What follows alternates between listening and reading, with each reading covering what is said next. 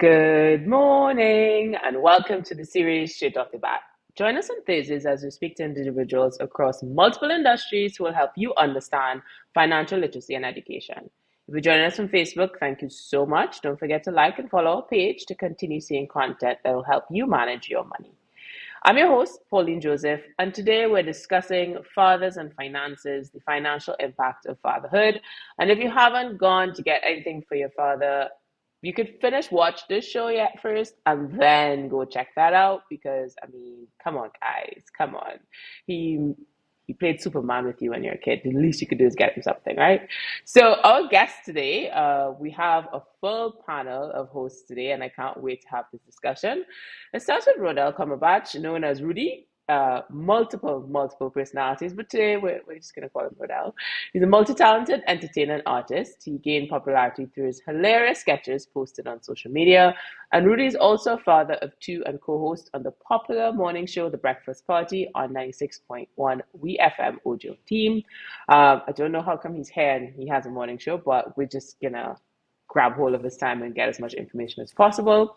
We also have Kevin Liverpool. He's a father of two and advocate for gender equality within the home and in public spaces. His work include engaging with men and boys to end violence against women and girls, and he volunteers with several organizations, including the Caribbean Gender Alliance. And finally, we have Roshan Basdeo. He's the manager of Brokerage services at JMMB Securities TT Limited. And he's also a father of one. He excels in building relationships, generating new business, and managing trading activities. So, welcome to the Straight Off the Bat show this morning. Thank you so much for joining us today, everyone. And as we are limited with time, because people think it's hours, it's a lot of time, but there's so much to cover. So, I want to start from the beginning, which is, as dads, how are you balancing your career and family? Because this is something that I'm going to be honest, being the only woman in this call, that's usually things that they ask women. So we're going to direct it to you guys. The how. Who wants to start? Well, I mean, from my perspective, what I can say is, you know, being a dad or being a parent is challenging to balance with your professional career. Especially, I mean, if you're on a path of growth and you're growth minded, you have to balance the needs of your children and balance the needs of your employer, as the case may be, right? And I mean, sometimes they're not always at operating at the same purpose. But I think, having a support base that's strong certainly kind of helps to weather through some of those challenges so that, daddy can't always maybe go to the PTA, there's mommy fill in the gap and vice versa.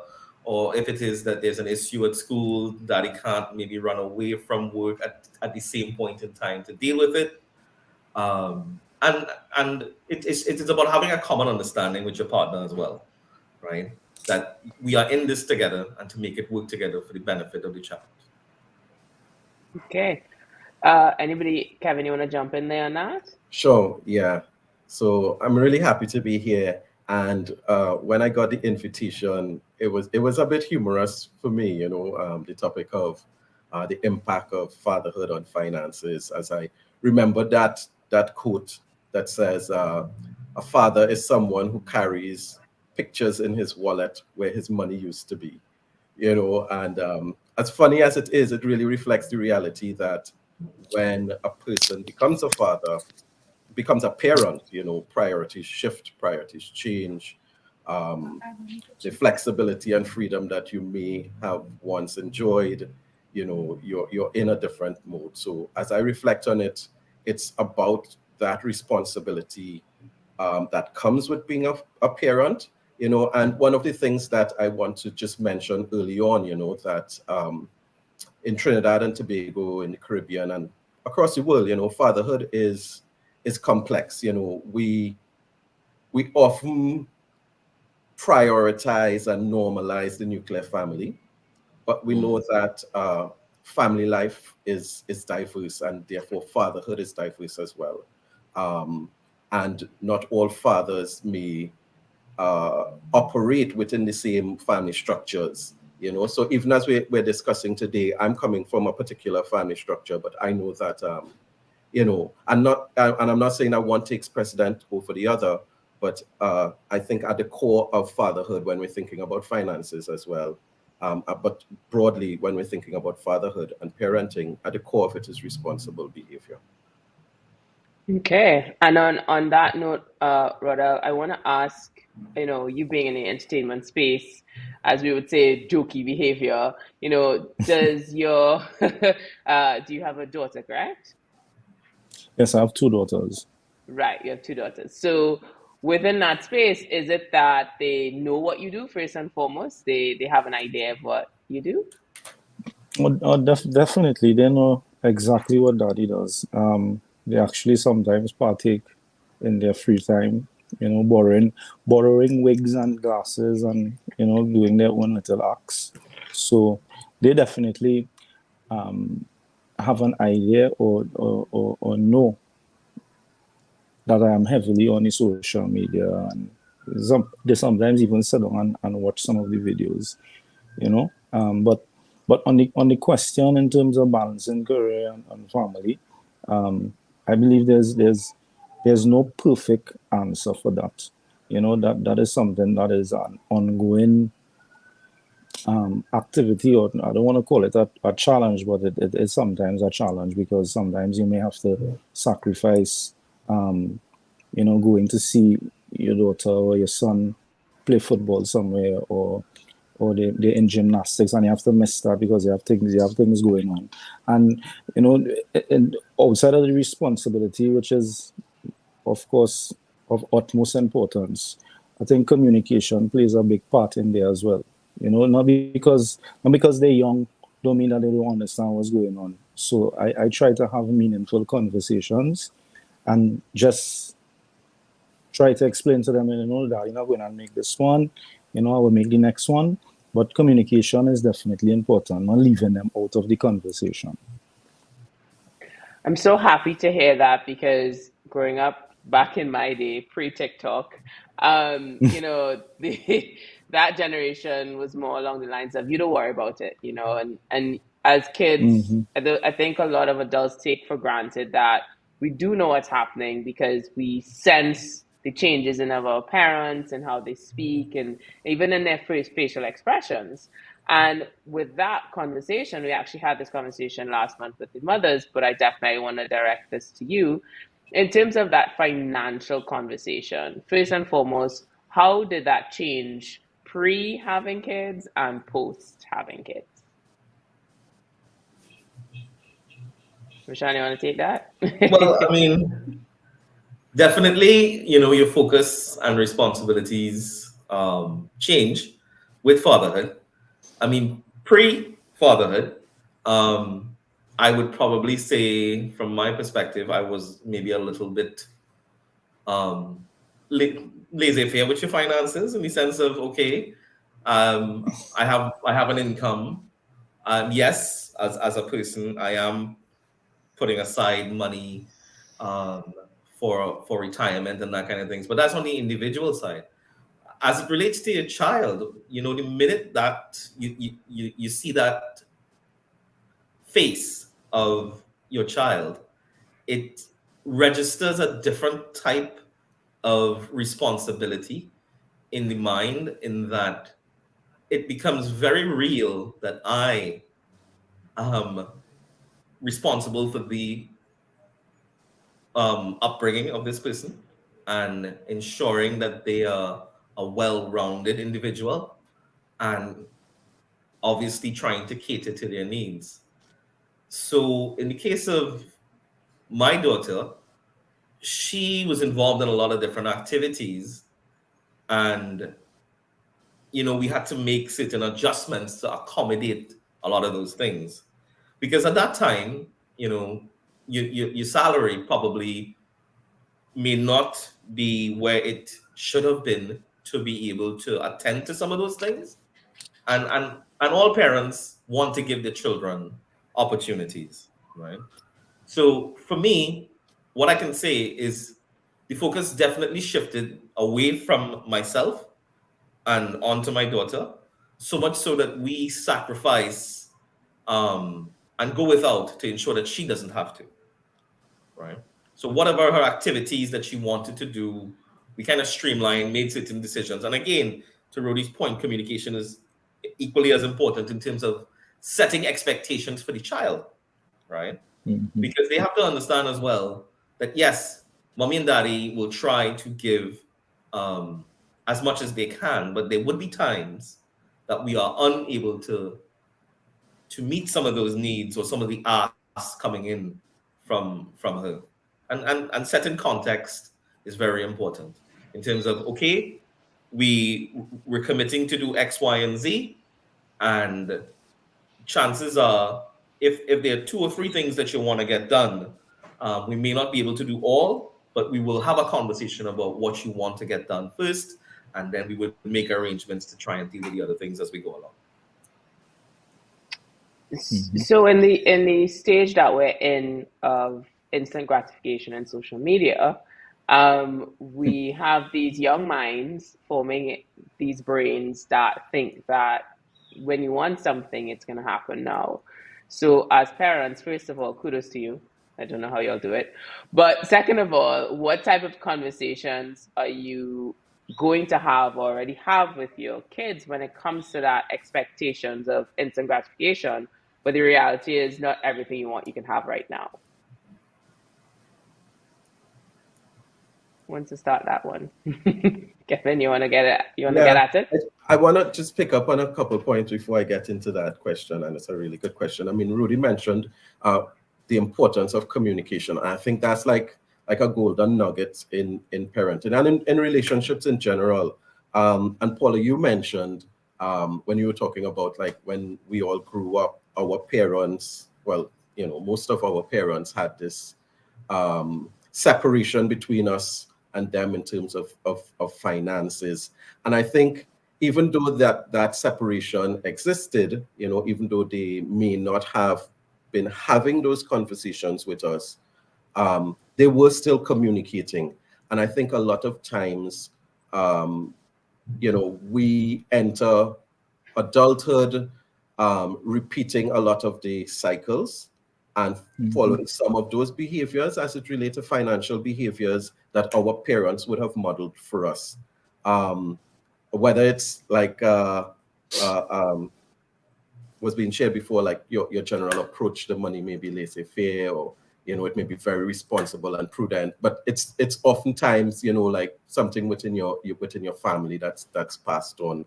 And I think that's important too in understanding before we enter into our own families, you know, like how does our family of origin influence the way we see money and the way we manage money and the way we talk about money.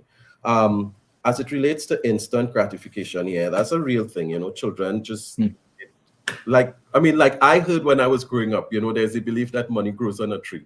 You know, they just want things, you know, they just want things. They want to be happy. But there was this interesting video that I saw recently where a father was asking his children about gifts that they received at previous birthdays, you know, and he had like a son around 10 and another son that was like 16 or 17. And as he was asking them, he was like, you know, do you remember what gift you got for your 8th birthday or for your 12th birthday or whatever? And they couldn't remember, you know. And then he asked them about what made the birthday special. And they were sharing a lot about, you know, the memories they had about going to places or going to the movies or going to the mall or spending time at the beach with their parents or friends. And he was just making the point that oftentimes we think that, you know, these material things bring a lot of joy to children.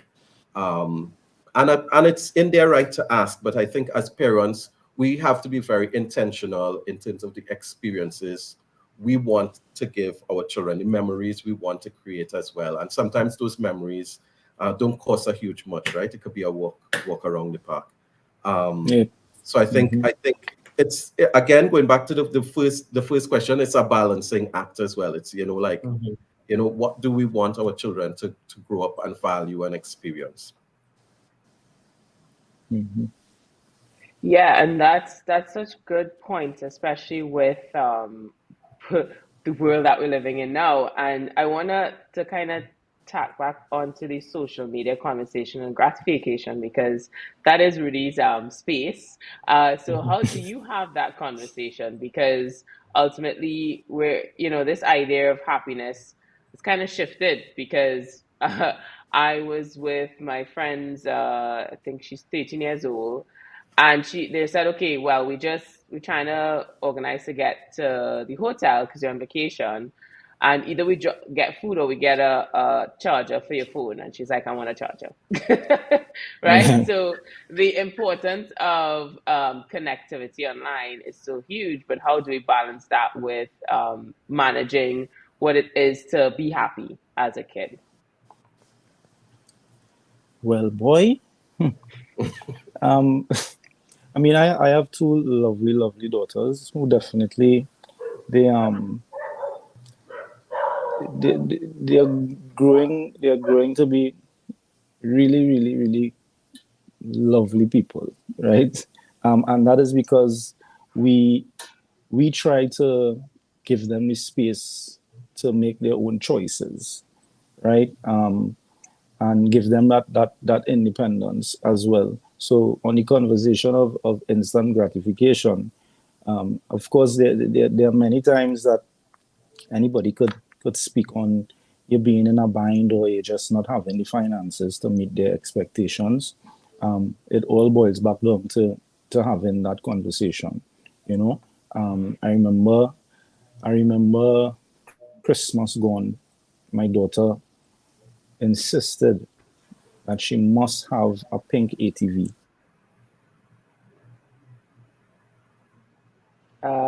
Is that we lost him? Oh, oopsie. Yeah, That sorry story's about going that. so good. There we go. Yeah, sorry about that. Yes, I remember last Christmas, my younger daughter, she insisted that she must get this pink ATV that I believe she saw while watching videos, and that's all she wanted.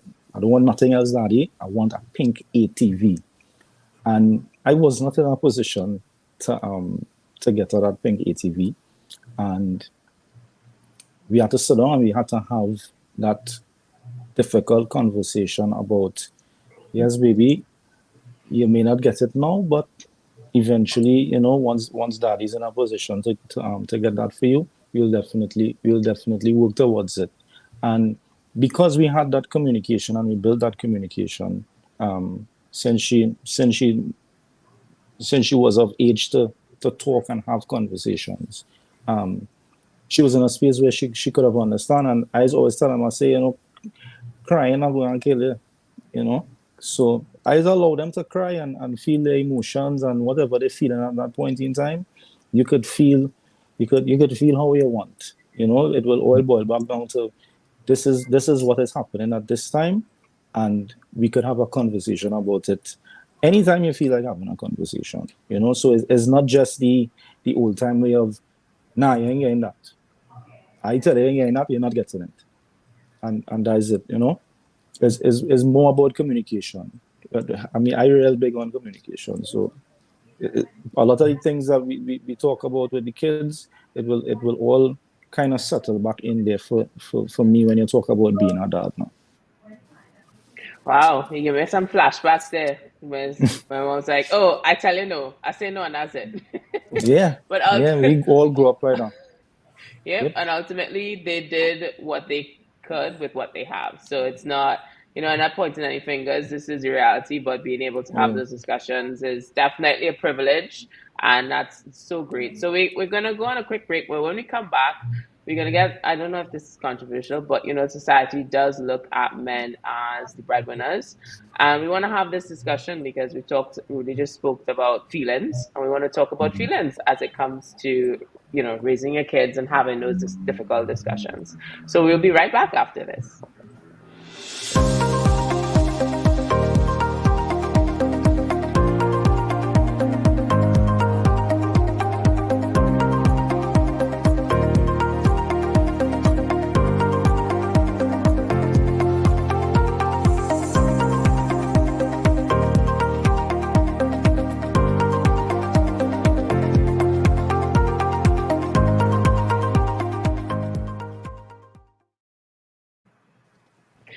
welcome back to Straight Off the Bat, a show that helps you understand financial literacy and education.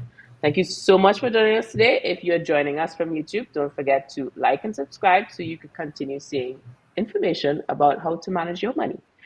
I'm your host, Pauline Joseph, and today we're discussing fathers and finances, the financial impact of fatherhood. We have just a great panelist to have this discussion. We have Rodel, Kevin, and Roshan, and we're going to get straight into it because, we do have a lot to cover and we don't have that much time. So before the break, I kind of alluded to the conversation, which is the emotions that arise of being a father, especially in societal pressures, being the primary breadwinner of the family.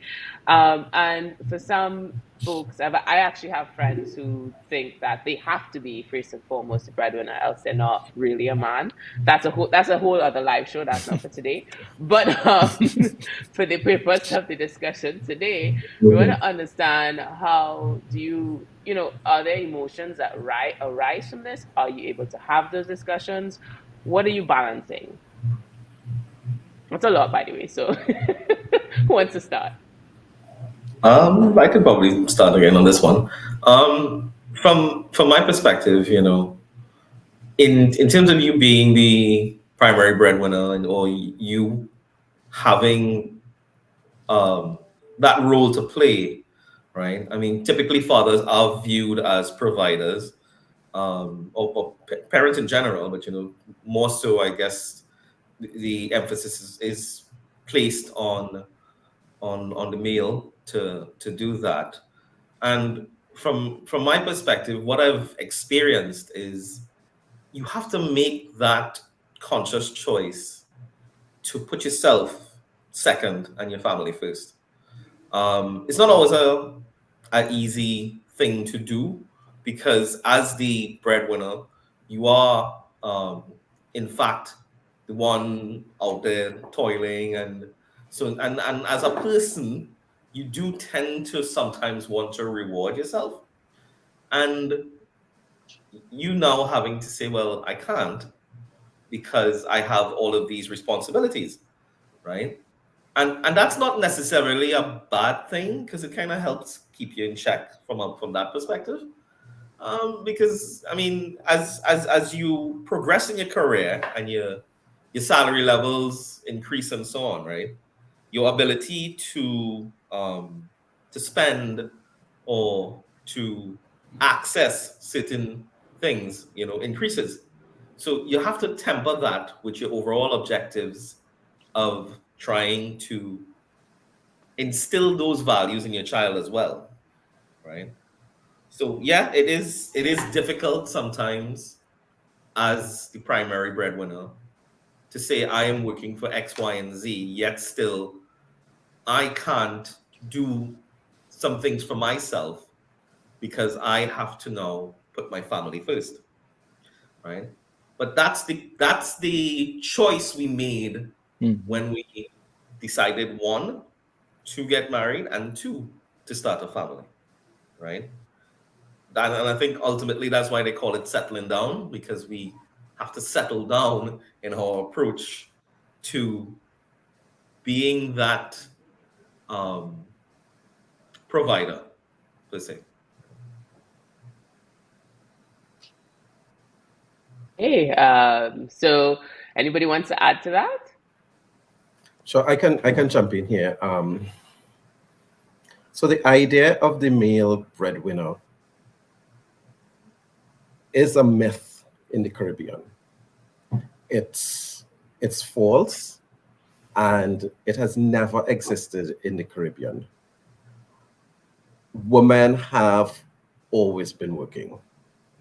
The idea of the male breadwinner is part of a broader system of ideas meant to keep power at the hands of men, both in public spaces and in private spaces such as the home. But when we look at that myth, at the idea of the male breadwinner, there's so many examples around us in Trinidad and Tobago and across the Caribbean that communicates to us that it's a myth. And it's really unfortunate that some people, some men, like you were sharing, Pauline, have these ideas as central ideas and build their whole identity around if they're not the breadwinner, they're not a man, you know. So part of my work involves exploring these ideas, involves encouraging men as well to look beyond these ideas, and to understand where these ideas come and the impact that they have on family life, but the impact that they have on men and men's mental health as well. So just re-emphasizing male breadwinner, total myth in Trinidad and Tobago. Ruffle some feathers there. Who do you want to jump on there? I 100% agree. Growing up, I actually grew up around predominantly women alone, right? My mom, my grandmother, my aunts, you know, and you see the power in women all the time. I mean, I experienced it all my life. They took care of me. So it is definitely a myth, definitely. What I try to practice, because I am a entrepreneur, so my partner and I, we work together within anything that we're doing, any business ventures or any investments that we're going into. We share that emotion, we share that conversation as to where we could take our finances, how we can invest it, how we could balance our expenses, how can we plan another trip if we want to take if you want to take a little tour of Europe or something, and we work towards that now. So it doesn't mean that the father or the father figure alone has to bear that mantle and bear all that emotions. It is definitely beneficial in many ways, especially when you talk about mental health and things. For you to share that with your partner, and everybody is in the same space and on the same page. So yeah, that's what I think about that. So there's a lot of sort of societal narratives that happen. Each island, each country has their own. But one of the things I think that has been common is, men of color don't necessarily share emotions. And emotions are definitely, I mean, somebody could tell me if I'm wrong or not, but it's communicated with emotions and spending money. How many of us feel a specific type of way and go and buy a pair of shoes, and then the next day you're like, why? So with that connection, how can men get better at sharing that emotions, which inadvertently ties back to how they treat their finances? Yeah. So I can start this one. So last weekend was a major football final. And definitely when I saw like some of the watch parties, I saw a lot of men sharing emotions. So men do share emotions. Also, when we think about the high levels of violence in our society and the anger that some men share in their relationships with other men, their men share emotions, right? So it's which emotions are men allowed to share and which they're not allowed to share. And I'm thinking of a quote from the author Bell Hooks right now, who said that the first act of violence that patriarchy demands is not violence against women, but it's a psychic self-mutilation that men endure, men and boys go through, where we castrate those parts of ourselves that are associated with what we call female emotions, sadness, even happiness, crying, those types of expressions. So we are forced to cut off these parts of ourselves, And if we don't as boys, other men and boys will do it, or other women and girls will force us to do it. And you hear this coming out when you hear people say things like boys not supposed to cry, right? Or don't be a soft man. So we get those messages early on, we internalize it, we build our whole masculine identity around those ideas.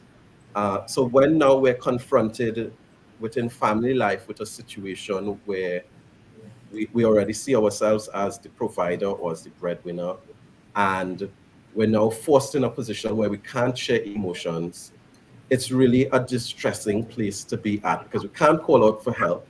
The pressure is real, and all through it, we still have to appear man enough, which it's no surprise why mental health is such a huge concern, within the community of men, if I may say that. When we think of men and boys, there's no surprise because we're forced to be this tough kind of superhuman, and at the same time, there's no outlet to ask for help. Wow, that's a lot. And I think it's such an important conversation to have. And I want either Roshan or Rudy to connect the dots as it relates to being able to be a provider in that space and how you view finances when it comes to your emotions.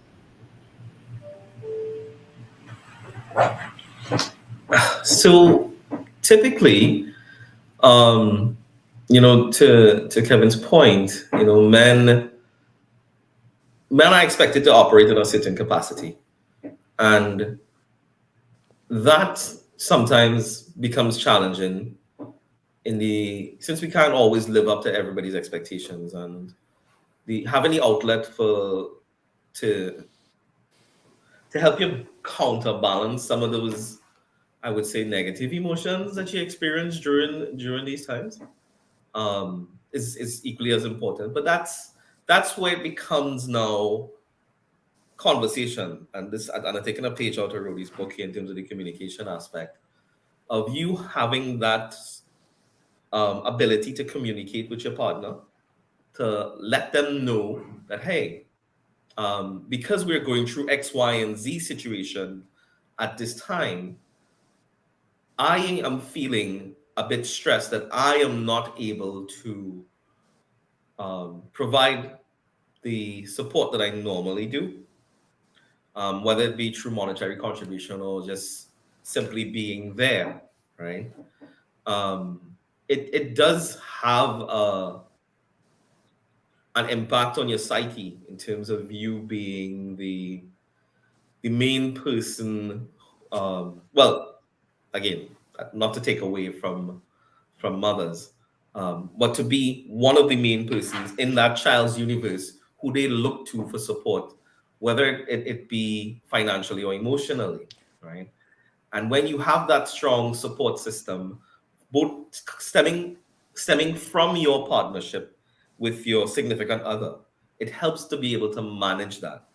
And the communication process would also tie into your planning, right? I mean, in finances, everybody gets a salary. They know they have X, Y, and Z expenses, and they cater a little bit extra in case they have unforeseen circumstances. But it's really about taking deliberate action, right? And really having consistent behavior. So once you and your partner work out, okay, we have X amount of revenue. These are our normal expenses. These are our, this is what we want to put aside for savings, or this is what we put aside for this trip, right? You share the load, right? So it kind of helps balance out the emotional impact of, when something doesn't always go as planned. So I want to go on a quick break, but when we get back, I want you to have each person on this panel to have one tip that they will give to the audience who, a father who's watching this and may not have the tools, because communication seems to be a very common theme in this discussion so far. But someone who's watching this saying, okay, I feel like this, but I don't have the words, or I I don't see myself doing that. If you can just, think about one tip you're going to share with that person if they're in front of you and say, hey, this is what you can do so you can get better at this space, because communication and finance feels like it's a marriage in heaven right now. So we'll be right back.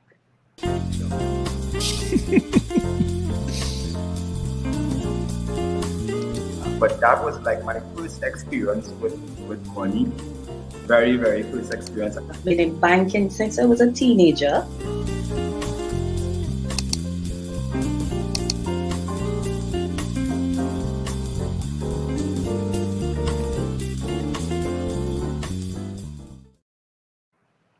And welcome back to Straight Off the Bat. If you're joining us from LinkedIn, don't forget to like and follow our page to continue seeing content that'll help you manage your money. I'm your host, Pauline Joseph, and today we're discussing fathers and finances, the financial impact of fatherhood. And yes, Father's Day is very close by. I think Monday's a holiday, so get on it today. After the show is finished, just think about what they're like. Our guests today have a lot to share. So far, we heard from Rodel, who has given us some great insight into the importance of communication. Kevin has shared with me and put me in my place that men do have emotions and they do share it. But specifically football, but we're going to come back to that. And finally, Roshan has given us insight on... Oh my goodness, I can't. This Man City conversation. As a former Chelsea fan, I can't have this conversation. Oh gosh. I know. Okay, I had my time. And of course, Roshan bringing in that financial aspect with his years of knowledge as the current brokerage services at JMMB. So before we went to the break, I had the discussion around, what advice we're going to give that person who is watching, because everyone has agreed the importance of communication. But I'm going to tell you, in my encounters with the men in my life, communication seems to be extremely hard. So as it relates to fathers and finances, I'm not pointing fingers, okay? I'm just saying, based on my experience. What is the advice you're going to give a father who's watching this, who may have, these thoughts, but not necessarily the tools to share and connect the dots? So let's start with Roshan. So in terms of, finances and managing, being a father, like I said, shifts the focus from yourself onto the needs of your family, right? And really adopting certain deliberate behaviors, right? So we talked about maybe things like budgeting and planning and all those kind of things, but consistency is key, right? So if you want to achieve certain goals and objectives for your family, right, you will discuss that with your partner or your significant other, as the case may be, or co-parent, as the case may be, and decide what's the best approach that we could take to do this. Or if you're a single dad or single parent, as the case may be, it's about understanding the limitations of your finances and what you could and can't do, right? And now that doesn't mean to say that you can't give your children a good quality of life, right? With a certain level of salary, right? It's all tied into what you teach your children to expect from life. So everybody, at a minimum, wants their child to go to a good university, probably later on settle down, maybe get married and start a family of their own. And we have to start to teach the children from now that, listen, again, they're not every single thing that you ask that I can provide. And the reason for that is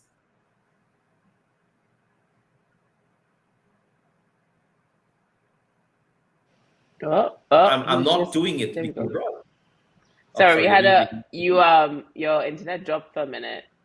So we missed like the last 5 seconds. Yeah, so what I was saying is that you have to teach the child that, listen, there's a reason I'm not giving you this now, because I'm setting aside these funds towards your long-term goal of education. Perhaps the child may want to travel abroad, you know. So you as a parent, when you create this consistent behavior, you pass on that knowledge to your child. So they have to learn to rationalize as well, in terms of, listen, um, not every single thing or every single expense that I want my parents to engage in is absolutely necessary, right? Or not every single thing that I want is going to make me feel happier. And even if I get it now, doesn't guarantee that I'm going to continue being happy, right? So all of these conversations that you have with your child set tone and expectations. And it sounds easy to say these things than actually experience it. I mean, for those of us that have teenagers, trying to explain to them that they can't get the new iPhone, is or can't get the latest, whatever device as the case may be, because that's the age that we live in now, right? It's always difficult. But you have to show them that there's a bigger picture, right? I mean, yes, I could give you this, but it's at the sacrifice of this, right? So managing your conversations with your child, trying to impart knowledge, and engaging in deliberate behaviors, right?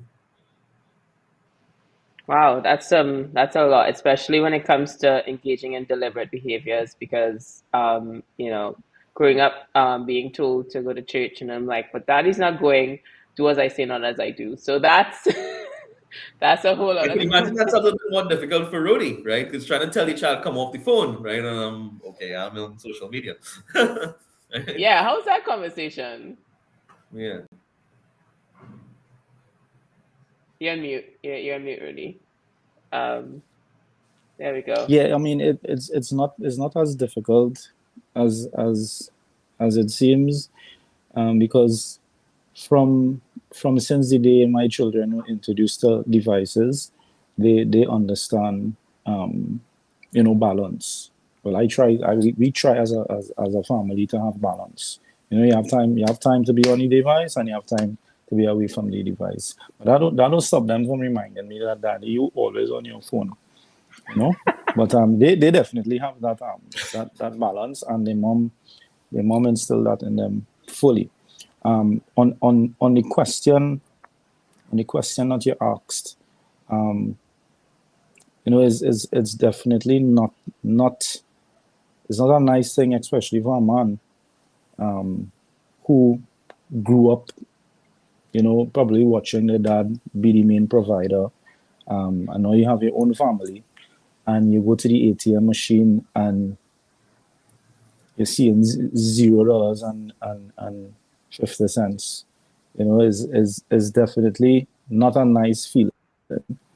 And I went through that couple times, well, being a dad, and just you just wondering to yourself, but I just had money in there and it gone. Like, and it's like a cycle, and it could be extremely frustrating if you don't have the correct tools. So what I had to do, and for any dad that is listening out there, it definitely assisted me along the way, is admitting to yourself first that you don't know much about managing finances.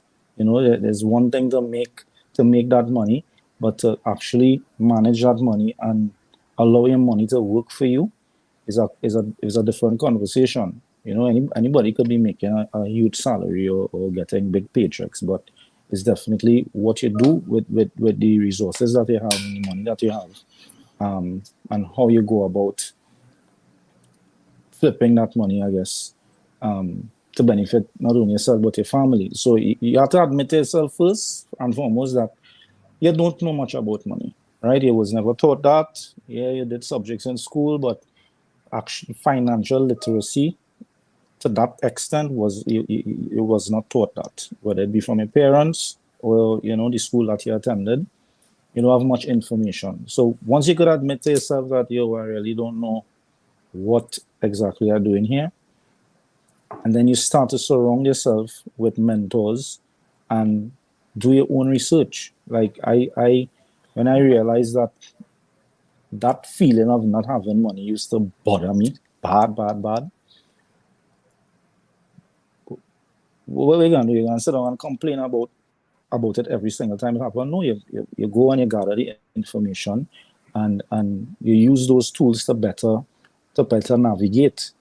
So I started doing my own research. Actually read the book Rich Dad Poor Dad. I took some nuggets from there. I didn't finish reading that one yet, but I was reading the Richest Man in Babylon, and you get pointers from people who understand how money works, and you get better at it. It wouldn't happen overnight, but you get better at it once you're open to having that difficult conversation with yourself and with the people around you, because sometimes the people around you don't have the answers. You know what I mean? So one is finding mentors and admitting and being open that you don't have all the information and you need assistance. And once you're in that space, I think anything is possible. So that shift of asking for help, and I'm gonna direct this question to Kevin, because you mentioned earlier about this idea of how society sees men, and then not being able to do certain things because it's been assigned to the male species. Where does that discussion or that skill come about to the person to be able to say, okay, I do need help, because technically the world says men are supposed to have all the answers. Yeah, I really like the points that Rudy just raised there, because it really challenges those gender ideas about men, like you're saying, Pauline, that men are always supposed to be competent in everything, or you're not a real man. So it really calls on men to be vulnerable and to start that own work of unlearning some of these very unhealthy ideas that we get picked up from very young, and they're reinforced in movies, they're reinforced by the other men in our lives, and even women reinforce these ideas that men ought to know everything. What kind of man are you if you don't know that? So I think what Rudy is saying is spot on. We have to start from a place of humility, a place of learning. There are people who are experts in giving financial advice, and I'm glad that Roshan went first in this round. So I think an important advice to men listening would be to seek out the information. There are books written. Rudy mentioned a couple there: Rich Dad, Poor Dad, Richest Man in Babylon, and there are YouTube clips that you can look at, I'm sure, webinars that you can attend. So the information is there that men and women can get to improve their financial literacy and become more prudent in managing their resources. If I were to give some other practical tips for dads and for anybody, one would be one thing that works is always pay attention to the things that are recurring. So birthdays happen every year. So so if your daughter wants a pink ATV, you can start saving up this year. But birthdays happen every year. And if we wait for the birthday, then $500 or $5,000 may be a lot in the moment. But if we were saving that over time, that's but birthdays would be one that's very relevant for all of us, would be like booklets, school supplies. That's every year, and I often hear some parents complain about the cost, but you have a year to prepare for that. Think about it like that. Think about those recurring expenses, right? Another thing would be thinking about cost savers, things that you can do in your home, regardless of what budget you're on, to reduce money. So not having lights on in rooms that people are not occupying. If you drive a car, you could switch to a different oil filter, right, Rudy? And you might save someday. But there are things we can do to save as well that would go a long way in the long run. So I think those are some tips that I want to leave on the table. Okay. Well, thanks for that, and thanks for Natalia for joining us because definitely love the discussion. So we're gonna have one last break, but before we do, I wanna ask you the questions so you can mull on it. What is the biggest misconception of being a dad that everybody may have, and then when you held that little mini me in your hand, you're like, oh no, it's all a lie. Um, so think about that question, and we'll answer it on the way back.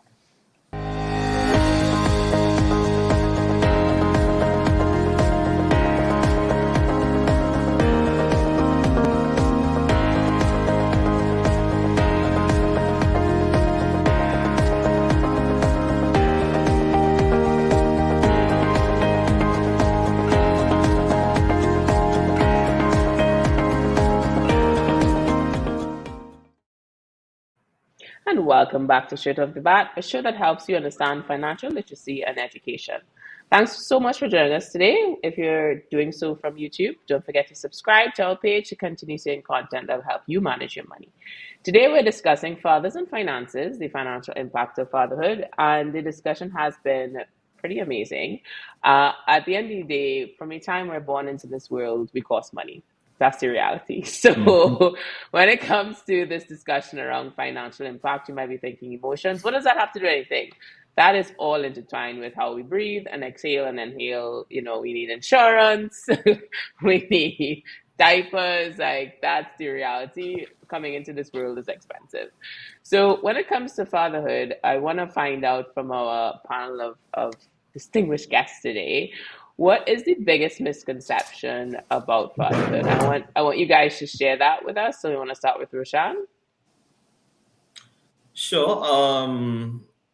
I think when you become a father, right? I think you realize that you can't keep doing the same things that you were doing before, right? So for some people, also for some men, um, that's a difficult transition to make. Meaning that, like Kevin pointed out, everybody wanted to probably go to the watch parties last week, but you have ballet lessons, right? Mhm. So whereas that may be ongoing, you have to understand that your focus is different now, right? So you can't keep doing the same things that you used to do, but that doesn't mean that you can't continue to enjoy your life. Your point of focus now is just on your children, right? So you really kind of mitigate some of those things by focusing on the new experiences that you will have together with your child, right? Or children, as the case may be. Because life is about evolution, right? It's not about doing the same things over and over, right? So if it is that you think, okay, oh gosh, boy, our child now, I can't go out online, fellas. Can't go out on Friday for no drinks, you know. I'd play it cool, right? It's just that you have to understand that your goals and priorities change, right? And I mean, it's not that your life is over, right? You just embrace life in a different way. You enjoy life differently, right? So the typical Friday night or Saturday night lime, as the case may be, now may turn into a game night, or you're taking your daughter to some activity, and I mean you kind of focus on fostering those relationships, right? That you have with your children. So it's not the end of the world, guys. I'm not liming and drinking on outside, as they say, but you know what? I'm outside in a different way doing stuff with my children. Oh. All right, Rui, what about you? What is the biggest misconception? Um, the biggest misconception is for me is that it's not rewarding. You know, it's all hard work with no reward, and that's far from the truth. I learned so much from those little humans. It is unbelievable. You know, especially when you're a dad that spend a lot of time with your kids, and you know you're not you're working, yes, but you make it priority to spend time with them. You could learn a lot from them, and then you get to teach them things that you would not probably have been taught in your earlier days. So it's a prime example of that. You know, being a proud dad. Um, my daughters and I went to the grocery the other day, and the 8-year-old has her own purse, and the 5-year-old, she has her own little Peppa Pig wallet, and they wanted to purchase some gummy bears, right? Because they love sweetie, right? I get getting stuff for the house and bread and all that, and I told them, I said, well, all I work with all the purse, so you all will cash separate from me, right? And the cashier was laughing, but they were so excited to pull their purse and pull out the $10 and get back the change and all these things. And I didn't really experience those things growing up. But it was so great to share that experience with them the first time cashing and getting back the change, and it was just so exciting to them now. And I love those little experiences that I get to share with them, and I appreciate it very much that I took the time to broaden my perspective when it comes to how we as adults treat with money. So just allowing them to have their own wallet and to budget. Even if it's just $15 they have, and letting them experience that is wonderful when we're talking about money.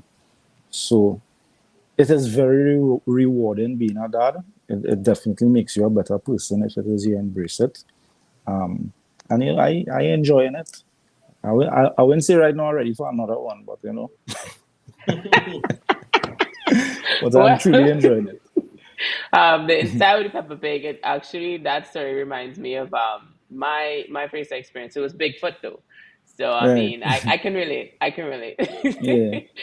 Shout Long, out, long time your mom used to give you money and send you by the shop, and then you have to yes, bring back money yes, change. that was That me. is how Yeah, I accustomed doing it. yeah, agreed, Where my agreed. change? But Where my change? You spend that whole $10. well, back in the day, $10 was a lot, but that's Yeah. another story. Thanks to Natalie, like the point of remembering important dates and saving towards those dates long in advance. That's shout out to Kevin. So, Kevin, you wanna close it up with a discussion?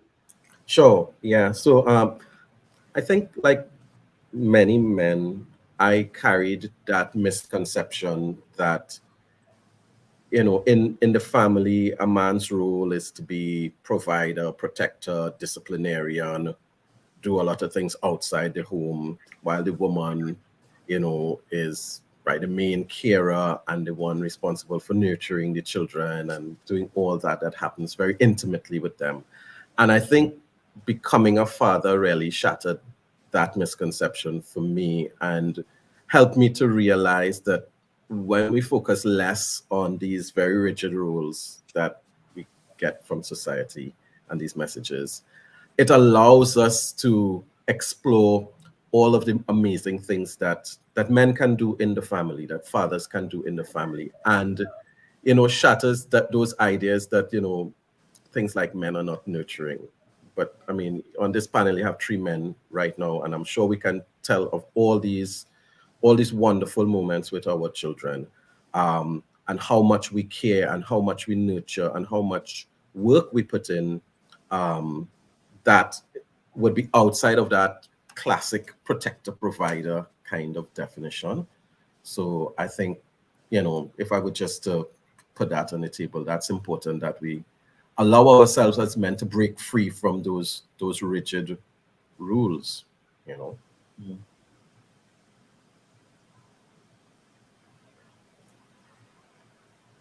I think you beautifully. Mike. Yeah. You would think after all this time. It happens. Yeah. All right, thank you so much. I think on that note, I want to thank everyone on this panel, Rodel, Kevin, and Roshan, for joining us today and sharing insight into fathers and finances, and the financial impact of fatherhood. Sign up to be notified about our next live show in the links in the comments somewhere around. You should be able to find it somewhere. And as always, be sure to like and off follow our page on LinkedIn so you don't miss a single live show. Thank you so much for joining us today, and I'll see you soon. Bye, everyone.